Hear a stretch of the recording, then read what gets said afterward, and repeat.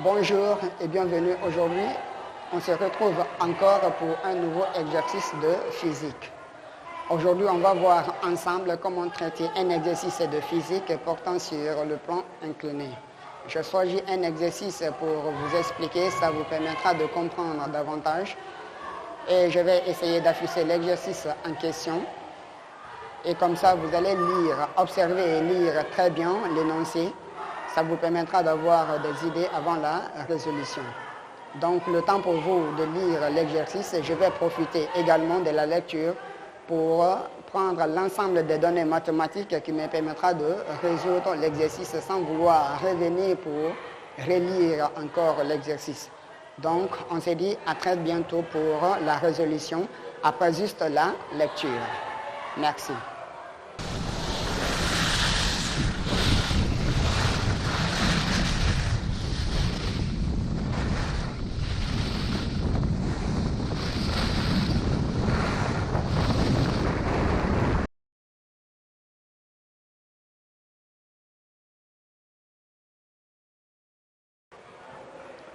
Bien, ça c'est juste la lecture et je vais profiter de prendre l'ensemble des données mathématiques ainsi que des consignes demandées dans l'exercice. Maintenant, pourquoi on fait ça? Ça, ce n'est pas une obligation.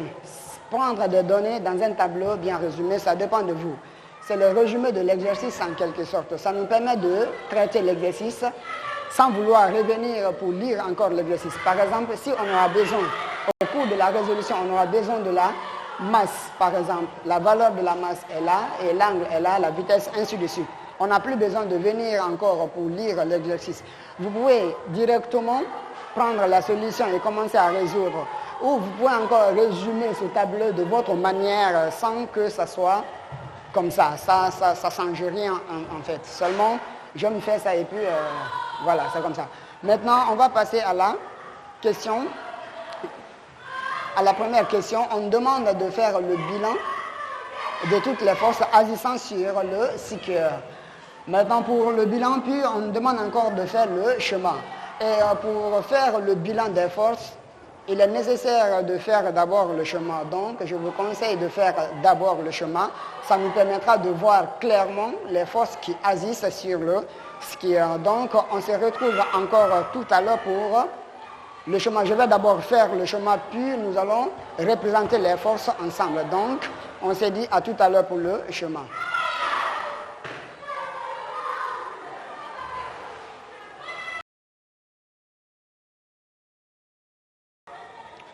Bien, ça c'était juste le chemin.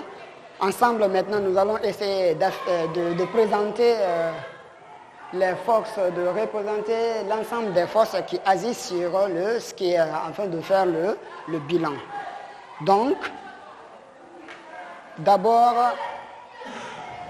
bien, on va regarder de plus près les forces qui agissent. D'abord, on va prendre le poids propre du skieur. Donc, on va considérer ici comme si c'était le centre de gravité de notre skieur. Et comme vous saviez que le poids est toujours perpendiculaire par rapport à l'horizontale, c'est-à-dire vertical, donc ça c'est le plan horizontal. Nous avons ici le plan incliné. Je vais même représenter l'angle qui forme entre les deux, c'est alpha égal à 45 degrés. Donc nous avons ici notre angle. Je vais essayer de représenter ici le poids. Bien.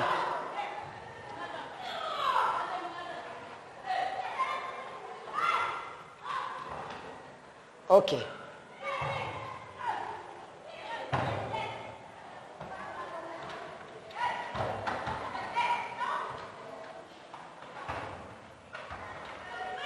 OK, nous avons ici le poids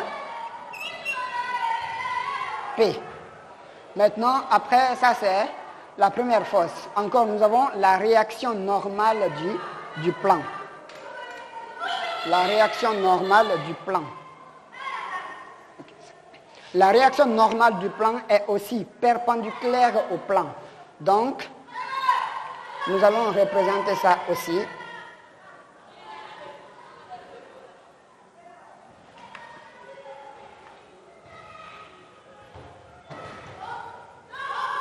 D'accord.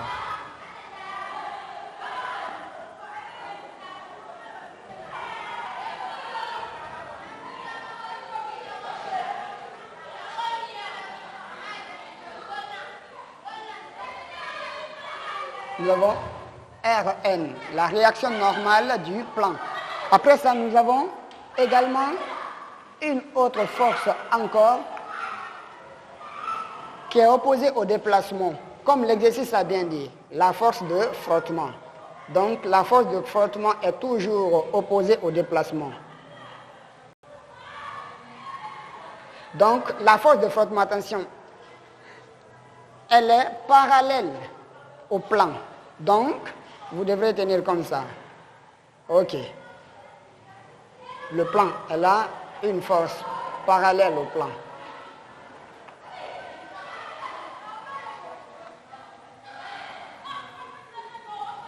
OK. Attention.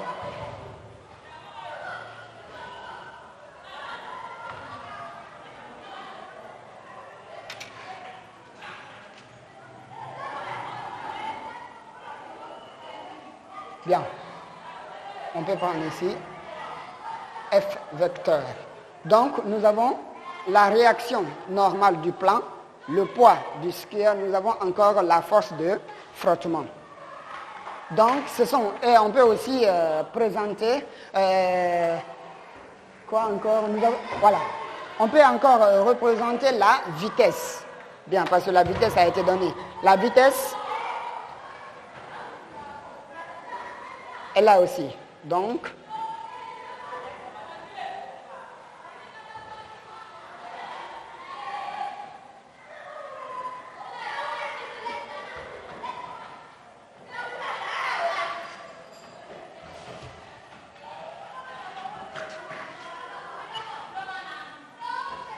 V vecteur. OK. On va maintenant répondre à la première question. 1.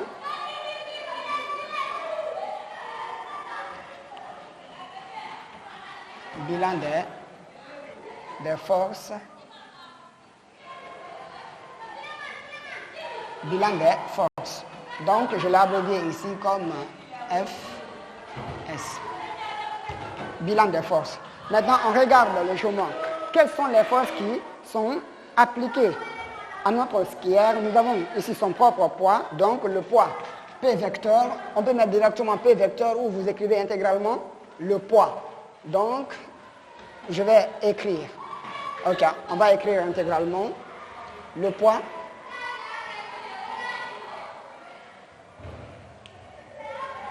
Le poids P vecteur. Après, nous avons la réaction normale du plan.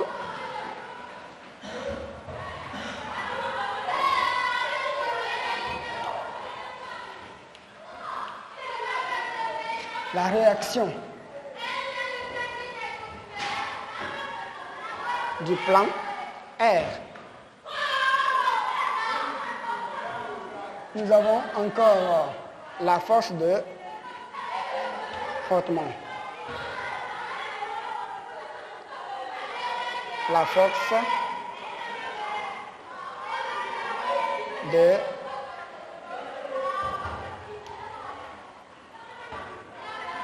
frottement F vecteur. Bien, ce sont les forces qui sont appliquées à notre skieur. Ça, c'était la première question. Et la question suivante, c'est de déterminer l'intensité de F. Mais l'exercice a bien précisé, on demande de calculer l'intensité de F par la méthode géométrique. Alors, pour ce qui est de la méthode géométrique, nous allons essayer de déplacer respectivement ces trois vecteurs afin de les joindre ensemble pour que nous puissions avoir ici un triangle rectangle appelé triangle des forces. Nous avons ici le poids, la force de frottement, la réaction normale. La réaction normale est perpendiculaire au plan et la force de frottement est parallèle au plan. Donc, les deux aussi sont perpendiculaires.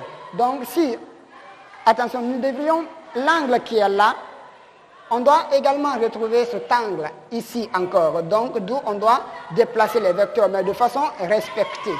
Sans quoi, l'angle qui sera là ne sera plus ici. Donc, ça va dénaturer nos calculs. Donc, faites beaucoup d'attention pour le déplacement de ces vecteurs. La question suivante, 2. 2. On dit de calculer l'intensité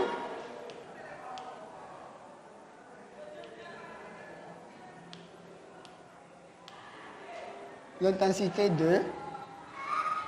F. De F par l'intensité de F par, donc, il s'agit d'une intensité, l'intensité de F par la méthode.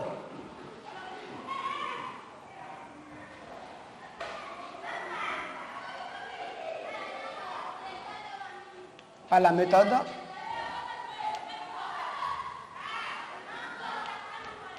géométrique. On souligne ça. Ok. Bien. Maintenant, pour cela, on va essayer de déplacer les vecteurs. Mais pour moi, ici, ce que je vais faire, je vais reproduire encore le plan avec le même angle qui est là. Ça me permettra de déplacer facilement les vecteurs. Donc, je prends ici le plan. D'abord, nous avons ici, bien, le plan horizontal. Aussi, je cherche l'angle alpha qui est égal à 45 degrés. Bien, 45 degrés, 10 degrés, 20, 30, 40. Donc, entre 40 et 55 qui se trouve ici. Donc, on trouve ici 45. Maintenant,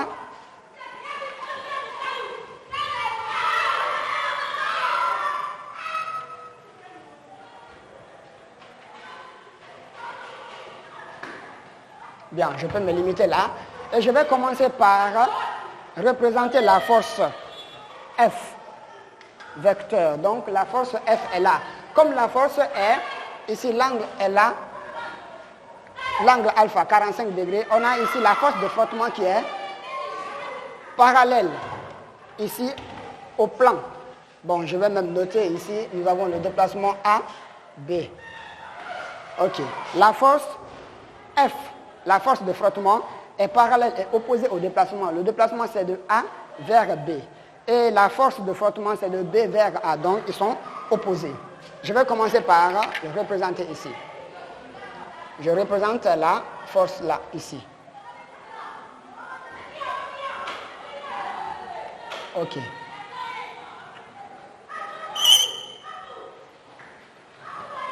Bien. Nous avons ici F, c'est le plus important. Parce que F ici fait un angle de 45 degrés par rapport à l'horizontale. Donc, nous avons encore la réaction normale du plan. La réaction normale du plan est aussi perpendiculaire à la force de frottement. Donc, il se forme ici un angle de 90 degrés entre les deux. Donc, je vais essayer de représenter la force de frottement ici. Bien. Et la réaction normale du plan ici. Maintenant, encore le poids. On déplace encore le poids. Le poids est perpendiculaire au plan. Donc, étant perpendiculaire au plan, bien. Ok. Ok, je fais ça.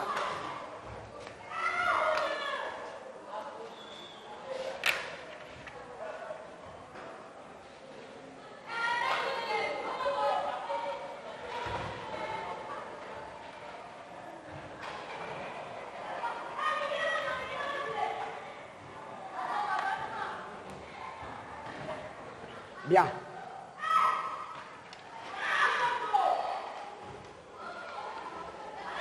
Nous avons la réaction normale du plan, nous avons ici le poids P vecteur, donc vertical. P vecteur, bien. Ici, nous venons d'avoir un triangle semblable. Le triangle qui est là, c'est exactement ce triangle qui est là. L'angle qui est là, c'est l'angle qui se forme ici entre le poids et la réaction alpha. Bien, l'angle alpha. Donc, on fait ça uniquement pour pouvoir déplacer nos vecteurs respectivement. Bien, je vais agrandir. OK. Maintenant, on peut enlever tout ça, ça ne sert à rien. On enlève tout ça maintenant.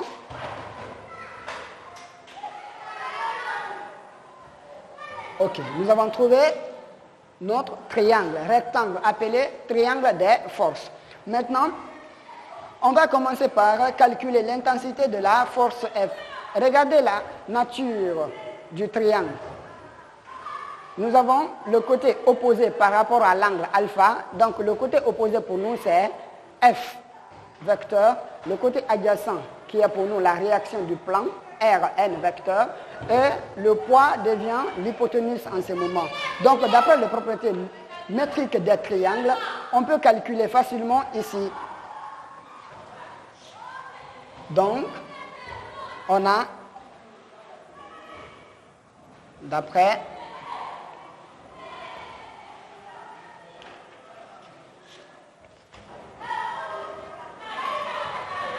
le triangle rectangle, d'après le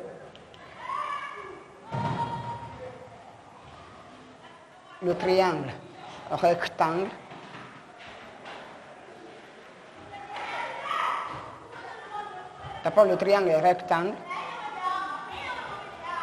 on a, si vous voulez, vous pouvez mettre ici, par exemple, A, B et C. Donc, on dit d'après le triangle rectangle ABC, on a maintenant, ici, c'est le côté-là qui nous intéresse. Mais comment est-ce que nous allons calculer ce côté-là? Nous avons ici trois propriétés, soit propriété de sinus ou cosinus ou la tangente. Mais je ne sais pas qu'est-ce qu'il faut utiliser, le sinus, la tangente ou le cosinus. Pour cela, je vais essayer d'utiliser ce... Bon, je ne dirais pas que c'est un mot parce que ça n'a pas de sens du tout. Pas du tout.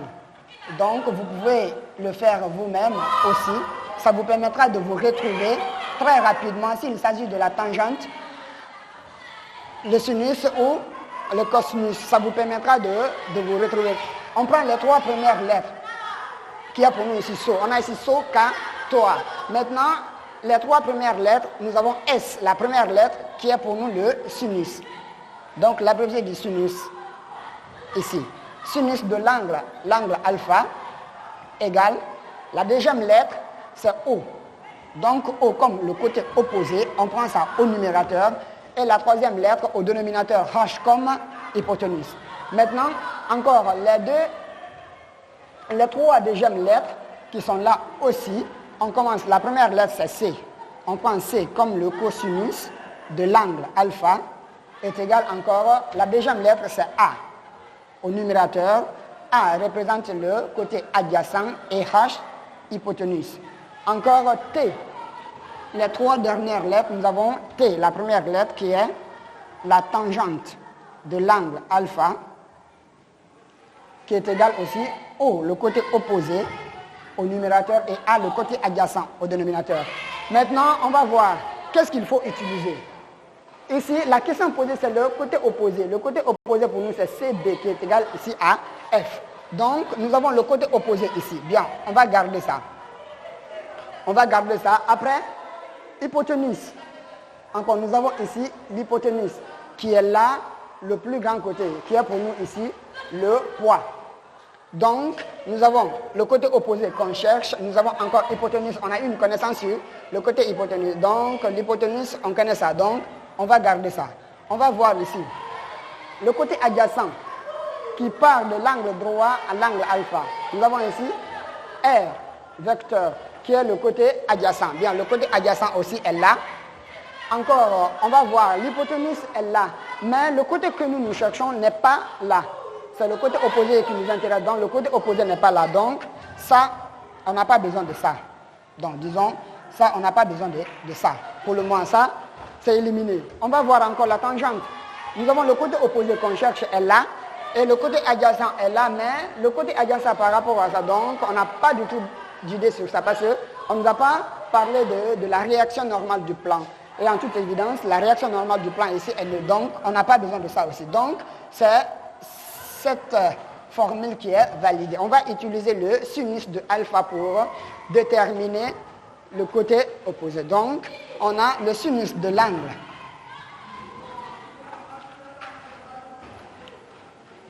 De l'angle alpha égale, le côté opposé c'est F, le côté opposé sur l'hypoténuse. L'hypoténuse c'est P. Implique que le côté qu'on cherche, c'est F. F égale au poids multiplié par sinus de alpha. Sinus de alpha. Bien. Mais le poids, on regarde dans la donnée, le poids ne nous a pas été donné, mais on a une idée sur le poids.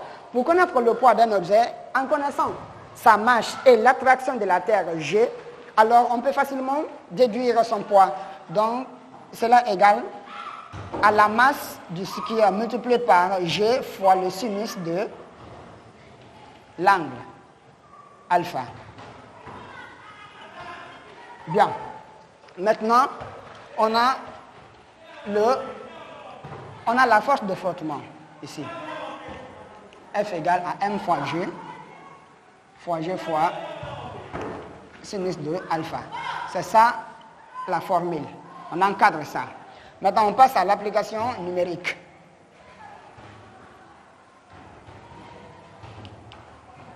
Application numérique. Application numérique, on a F égale M. On remplace maintenant les lettres par leur valeur. On connaît M. M, c'est la masse qui est égale à 95. Assurez-vous que la masse est bien en kilogramme. 95 kilogrammes. 95 kilogrammes multiplié par G. G, ça nous a été donné. On a donné G égale à 10 newtons par kilogramme. Donc, 10 newtons par kilogramme.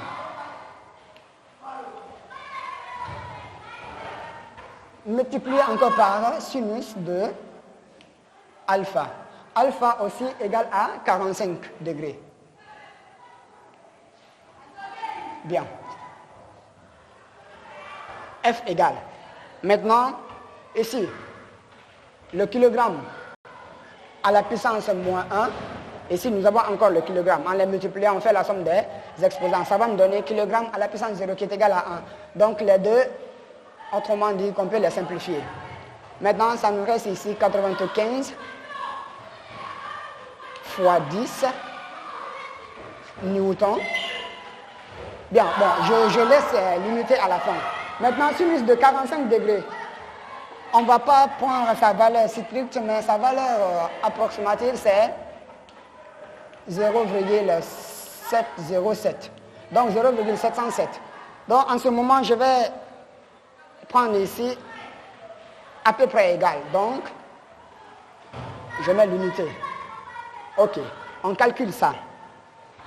Cela égale aussi. Ici, nous avons 95 fois 10, ça me donne 150. Donc d'ailleurs, je n'aurai pas besoin de convertir. Je vais prendre directement 95 encore pour faciliter le calcul.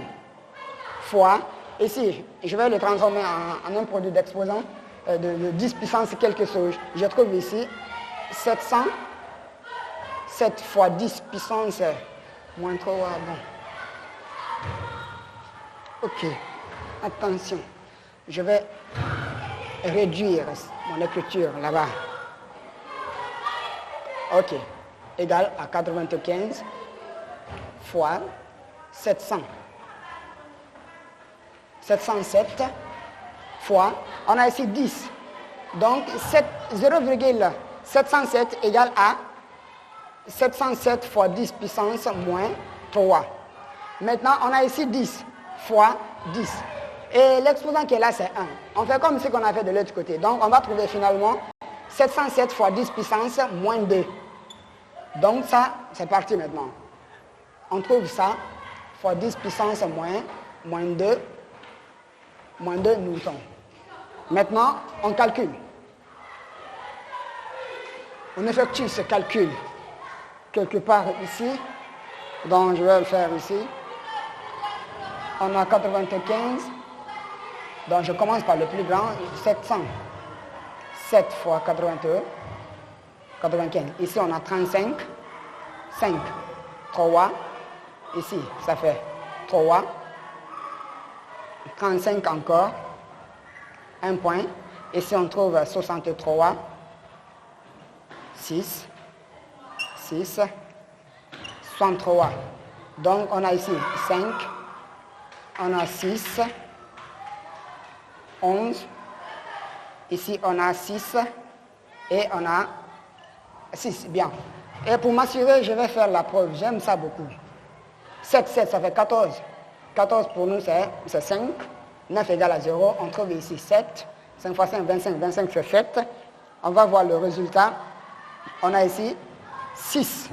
1, ça fait 7. 7, ça fait 14. 14 égale à 15. 14 égale à 5, pardon. Maintenant, ici, ça fait 14 plus... Pardon, je reprends.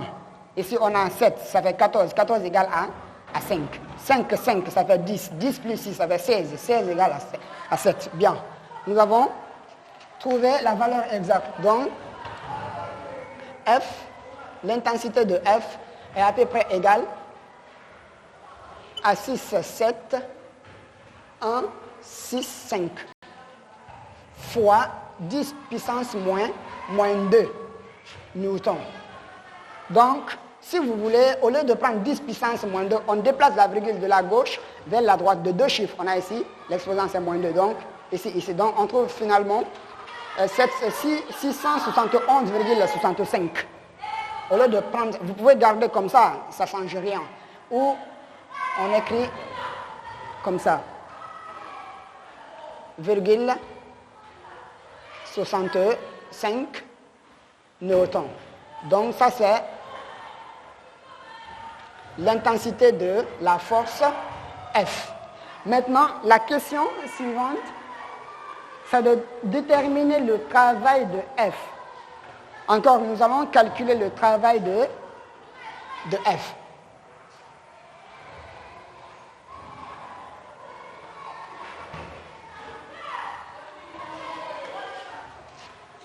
Ok, je nettoie ici. Ça, c'est la question numéro 3. 3. On demande de calculer le travail de F. Calculons le travail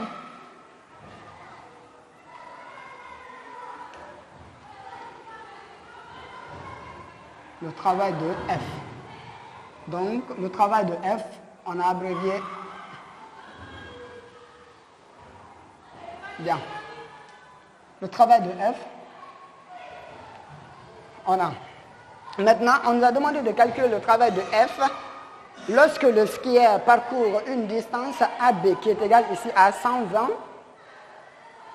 La distance AB, voilà, 120 mètres. Nous allons calculer ça, le travail de la force F. Maintenant, on peut dire ici, le travail de F, c'est A et B, entre A et B, on précise. Donc, on a le travail de F de A vers B, c'est-à-dire entre A et B, égal. Bien. Quel sera le travail de F? Regardez, F est comment par rapport au déplacement AB. Il est opposé, mais aussi perpendiculaire. Donc, ici, on considère ici comme si c'était la limite des deux. Nous avons la force F qui est là, nous avons le déplacement dans l'autre sens. l'angle qui s'est formé entre les deux, donc fait comme ça, en quelque sorte. N'oubliez pas ça, ils sont opposés. Donc nous avons d'abord, c'est le produit scalaire du vecteur f par le vecteur de déplacement AB, et qui est égal à l'intensité de f multiplié par AB, multiplié par AB fois l'angle formé entre le vecteur AB et le vecteur de déplacement. Vecteur force et vecteur de déplacement. Maintenant, on cherche l'angle là. On regarde le chemin.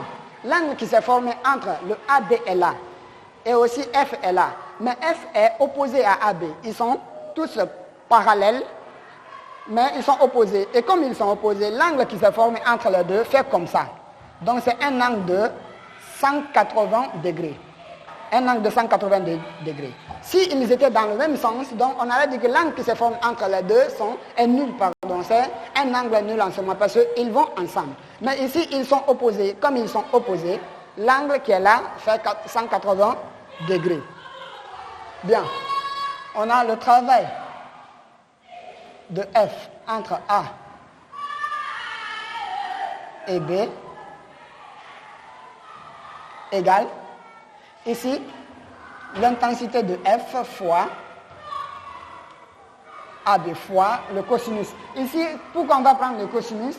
Ici, on peut même considérer le AB comme si nous sommes dans un repère. Si nous étions dans un repère orthonormal, alors on allait trouver ici l'axe des abscisses, l'axe des X. Donc, ici, il s'agit du cercle, d'un cercle trigonométrique. Encore cet axe serait pour nous l'axe du cosinus. Donc, ici, on est sur l'axe du cosinus seulement, et l'axe de sinus n'a rien à voir avec ça.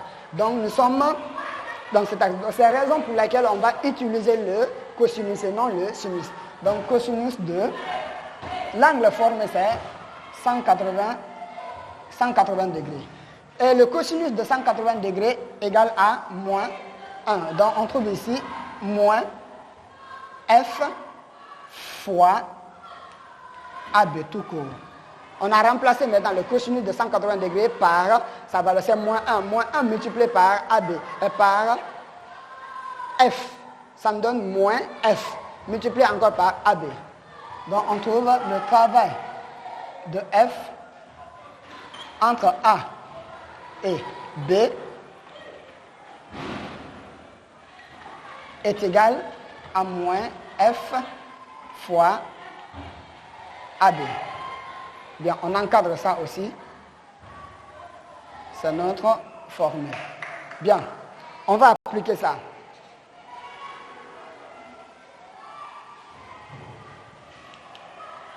Application numérique. Maintenant, il suffit juste de remplacer les lettres par leur valeur. On a ici le travail de F entre A et B égale à moins l'intensité de F. On connaît l'intensité de F. Bien, l'intensité de F est à peu près égale à ça. Donc, je vais prendre ici aussi à peu près égal. Sensiblement égal à 671,65 multiplié par le déplacement, par la longueur AB. La longueur AB est là. On trouve ici multiplié par 120 mètres. Et 120 mètres, ça aussi, bon, on peut calculer, je viens ici, on calcule ça aussi. Ici, nous avons 71,65 multiplié par 120. Ici, on trouve 0, 0, 0, 0, 0. OK. 0, 1 de retenu, 12, plus 1 de retenu, ça fait 13. Ici, 2, ça fait 3. Encore 14, 14, 4, 1, 12, 13. Un point, je le copie. 5, 6, 1, 7, 6. Je fais ce calcul. On a ici 0, 0, 8, ici 9, ici 5, ici 0, ici 8. Donc je fais la preuve encore. avant de faire la preuve même, je place la virgule d'abord. On a ici 2 chiffres après la virgule, 1, 2. Donc, je fais la preuve pour m'assurer. Ici, on avait calculé ça, on avait trouvé 7. Au départ, on avait trouvé là-bas 7. Ici, on a 3. Ça fait 21. 3 fois 7, 21. 21, c'est 3. Et ici, il va nous donner 3. On va le savoir. On a 8 plus 8. Ça nous donne 16. 16 égale à 7. 9 est nul. 9 égale à 0. Et 16, c'est 7. 7 plus 5. Ça nous donne 12. 12 égale à 3. Donc, il n'y a pas d'erreur dans le calcul. On trouve 8, 0, 5, 9, 8,00. Donc, on n'a pas besoin de prendre ça.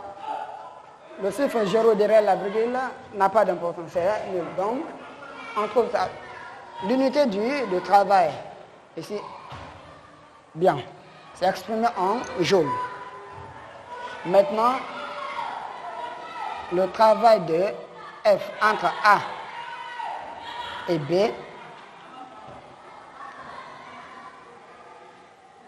est sensiblement égal à 8,05,9,8 joules. Donc, si vous voulez, vous pouvez le convertir. Vous pouvez le... Attention, bien. J'ai oublié le signe moins. Donc, tu vois, c'est une erreur. On ne doit surtout pas oublier le signe moins parce que la force de frottement a un travail résistant. Il s'oppose au déplacement.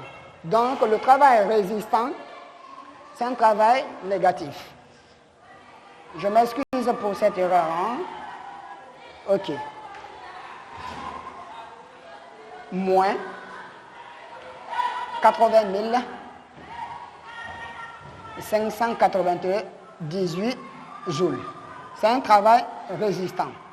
Donc, nous avons trouvé le travail de F entre A et B. On va déterminer encore quoi? Voilà, la quatrième question, c'est de déterminer le travail du poids pour la même distance AB.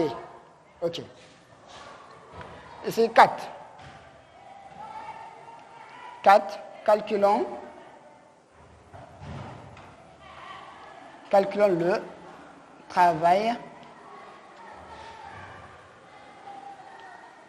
travail du poids. Du poids P. On a, bien, pour le poids, on regarde bien le poids. Ici, le déplacement, c'est A vers B. Donc, le poids accompagne ici. Le poids favorise le déplacement parce que le corps descend. Le skieur descend, donc le poids favorise son déplacement. Donc, on a le travail du poids entre A et B égale à la masse multipliée par le stade. L'intensité de P fois la masse fois la hauteur parcourue. Donc, fois la hauteur ici. Ça aussi, c'est notre formule. Et bon, ok, je ne vais pas encadrer parce qu'il y a une inconnue ici que nous allons déterminer. Ici, on connaît la masse. On connaît la masse, on connaît G. Qu'est-ce qu'on ne connaît pas? La hauteur. Donc, je vais représenter la hauteur. Je représente la hauteur, elle est là.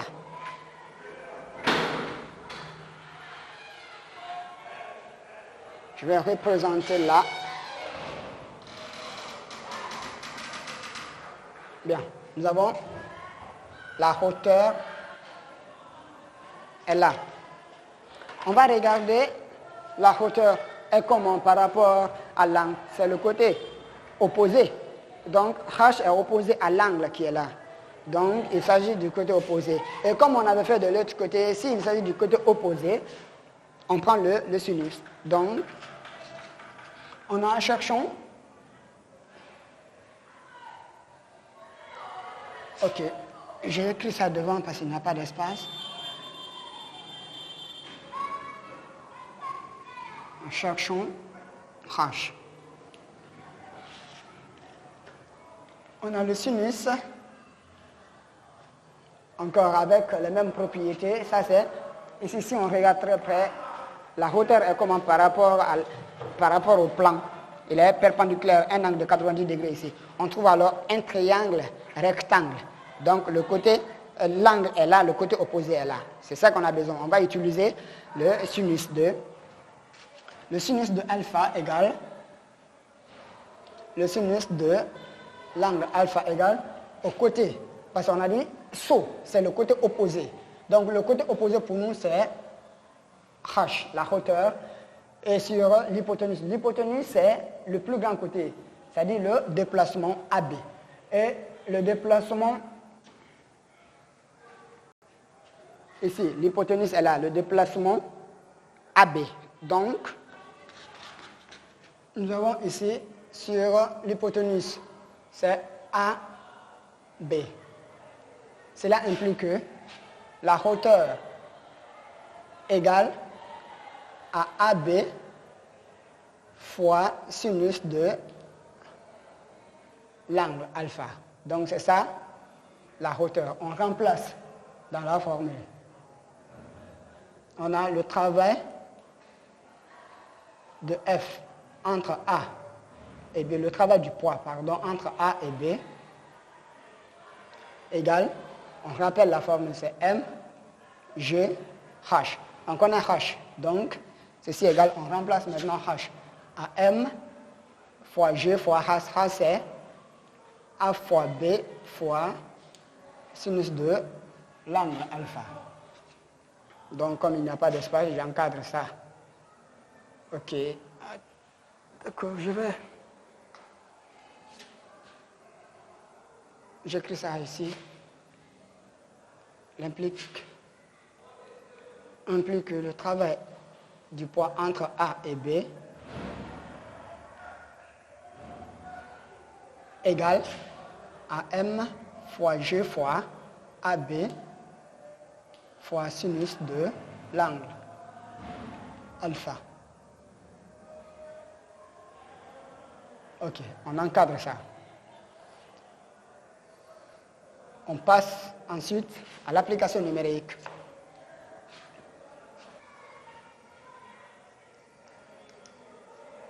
Application numérique. Le travail de F de A et B entre A et B, le travail du P, pardon, entre A et B est maintenant égal.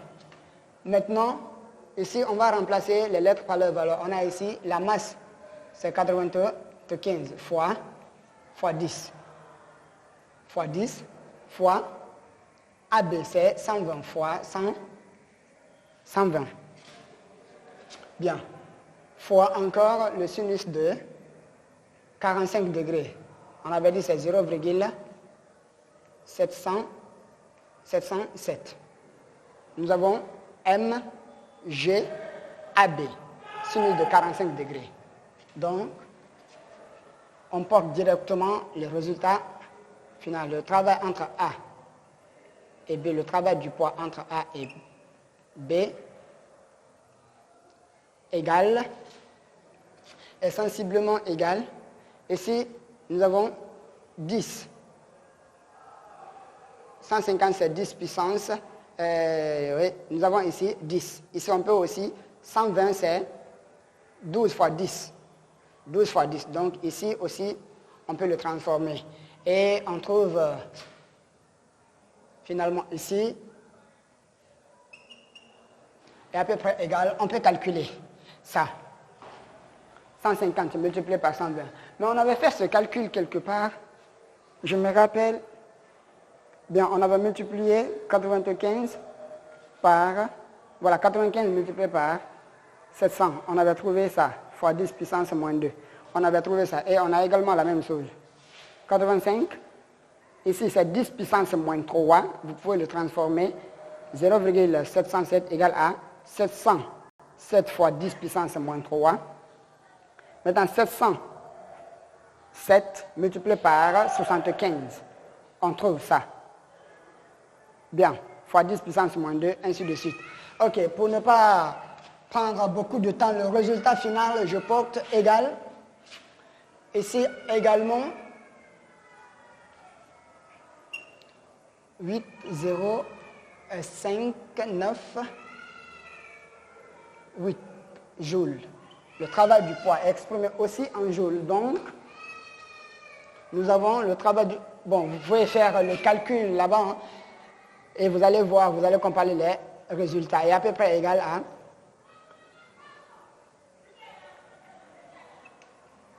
5, 9, 8 joules. Vous pouvez également le convertir si vous voulez. Maintenant, ça c'est le travail du poids. Le travail du poids est positif. C'est un travail moteur. Donc le travail du poids favorise ici le déplacement. Donc c'est un travail moteur. Et le travail de R, c'est un travail résistant. Donc il s'oppose au déplacement. Bien. On encadre ça et on regarde encore dans la donnée la question suivante. C'est la 5e question. On demande de calculer la puissance instantanée de F. Bien, nous allons calculer la puissance instantanée de F. OK. Je vais effacer une partie pour calculer la puissance instantanée, pour répondre à la dernière question. Donc, je suis sûr que vous avez compris le bilan des forces, donc je vais enlever cette partie.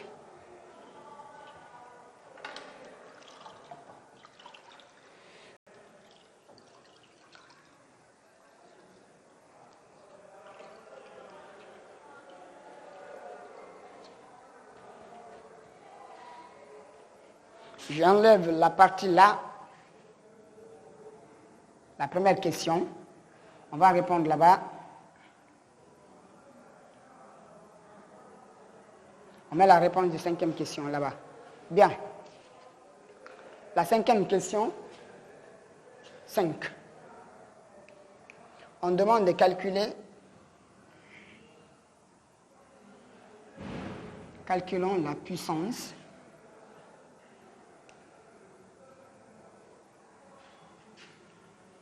instantanée de F. Bien. Pour cela, connaissant la vitesse, on peut calculer la puissance et l'intensité de F, on peut calculer. On souligne. Bien. On a la puissance instantanée de F égale. C'est le produit scalaire au produit scalaire de vecteur force et vecteur vitesse. Donc, cela égale à l'intensité de F fois la norme de la vitesse fois la vitesse fois l'angle qui s'est formé entre la vitesse, c'est-à-dire le cosinus de l'angle formé entre ces deux vecteurs. Vecteur force et vecteur vitesse. Donc, il n'y a pas de place. Je ne tiens pas à détailler trop. Bien. Égal. On connaît l'intensité de F. OK. Il n'y a pas de problème. Je vais encadrer la formule.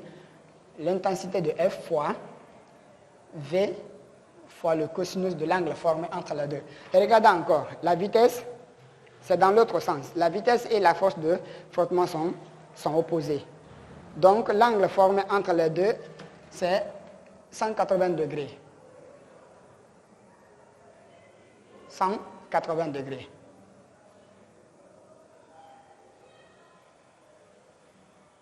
Bien. Application numérique. Application numérique. La puissance instantanée de F égale. On peut commencer par cosinus de 180 degrés, ça ne change rien. Le cosinus de 180 degrés égale à moins 1. Donc, moins l'intensité de F. L'intensité de F, On avait calculé, voilà, on n'a pas besoin de faire tous ces calculs. On a là, voilà, l'intensité de F est déjà là. Donc, comme c'est une valeur approximative, je prends ici l'approximation sensiblement égale à 671,75 fois la vitesse. La vitesse, rassurez-vous que la vitesse est en mètres par seconde. Bien, 25 mètres par seconde. 25 mètres par seconde. 25 mètres par seconde. Bon, on n'a pas besoin des unités. Alors, après tout, on va porter directement l'unité de la... Bon, je vais même le noter. Ici, on a la vitesse. Coche-nous de 180 degrés. On a déjà porté ça, c'est moins 1. Et moins 1 multiplié par 671,65, ça ne change pas. Parce que 1, pour nous, est l'élément neutre de la multiplication, multiplié par 25. Et nous trouvons ici watts. Maintenant, on fait l'opération. Et c'est le calcul, on a 6, 7, 1,65 fois 2, 5. Ici 5 fois 5. 5 fois 5, 25. Je retiens 2. 30, 32. Eh bien, 32. Ici, 25. 2, 30, 32. 3, 8, 35, 30, 33. Un point. Ici, 0. Ici, 3, 3, 4 et 13. Nous avons ici 5, 2, 1, 9, bien, 7, 6 et 1. On va placer la virgule. Voilà, après, 2 chiffres. Et on fait là la preuve. On n'a pas de calculette, donc on doit toujours faire la preuve pour nous assurer. Ici, c'est 7. Ici encore, c'est 7. Ça fait 49, c'est 4. Bien. Ici, on a, ça fait 7. 1 plus 6, ça fait 7. 7 plus 7 égale à 14. 14 égale à 5. 9, c'est 0. 5 plus 1, ça fait 6. 6 plus 2, ça fait 8. 8 plus 5, ça fait 13. 13 égale à 1 plus 3 qui est égal à 4. Donc, il y a l'égalité. Et ceci nous donne, OK, égal, bien. OK, on peut directement encadrer tout, hein, après tout. On trouve moins 1, 6, 7, 9, 1,25 watts. Il n'y a plus de place. Donc, on peut encadrer directement à partir de là. Ça, c'est la réponse de la question numéro 5. Bien. Nous avons trouvé la puissance instantanée de F. Il n'y a pas d'erreur dans le calcul. Donc, vous pouvez également calculer toujours pour vous assurer. Donc, pour vous assurer très bien, il faut toujours que vous calculez les différentes valeurs qu'on a obtenues ici. Les calculs sont bons ou pas. Rassurez-vous, l'exactitude de nos calculs. Bien, nous avons trouvé la puissance. Ce sont les questions. On regarde, on nous a demandé le bilan et je viens d'effacer le bilan des forces. L'intensité de F par la méthode géométrique, c'est ça qu'on appelle la méthode géométrique. Nous avons trouvé l'intensité de F. La troisième question, le travail de F. On a trouvé que F est une force résistante, donc son travail est résistant, donc son travail est négatif. Nous avons ici le travail de F, le travail du poids. Nous avons également trouvé le travail du poids. Et quoi encore? La question numéro 5. Bien, ce sont les 5 questions. Bien. C'est tout pour cette vidéo. Si jamais vous trouvez des erreurs dans les calculs, et essayez de prendre vos calculatrices pour corriger ces différentes erreurs. Parce que calculer en toute tête, bon, parfois on peut avoir mal à la tête lors du calcul et faire n'importe quoi. Ici, nous avons utilisé l'approximation parce que ici, on ne connaît pas, disons, on n'a pas pris l'ensemble des valeurs qui sont derrière la virgule, après le 0. Ici, on a 0,7, 0, 0,7, 0,7. Il y a beaucoup de chiffres qui restent derrière. Il y a encore 1, ainsi de suite. Il y a beaucoup de chiffres. Donc, comme on n'a pas pris l'ensemble des chiffres qui sont derrière, c'est la raison pour laquelle on n'a pas pris ici, c'est strictement égal, mais c'est à peu près égal à ça, parce qu'il manque des valeurs. Donc, je tiens à vous le dire. Si jamais vous trouvez des erreurs lors du calcul, faites-moi savoir. Il y a bien sûr, comme l'exercice a précisé de calculer l'intensité de F par la méthode géométrique, c'est la raison pour laquelle nous avons passé par cette méthode. Il y a d'autres méthodes, appelées encore la méthode analytique. Il y a également cette méthode qui peut nous permettre aussi de calculer l'ensemble des calculs qu'on a fait ici. Donc, c'est les méthodes différentes, mais vous trouvez toujours la même réponse. Donc, c'est tout pour la vidéo. Et si jamais elle vous a plu et qu'elle vous a aidé à comprendre quelque chose sur le plan incliné, faites-le moi savoir dans les commentaires et essayez également de vous abonner à la chaîne et d'activer la cloche de notification. Ça me fait un grand plaisir de votre part. Je vous dis à très bientôt pour une nouvelle vidéo. Merci.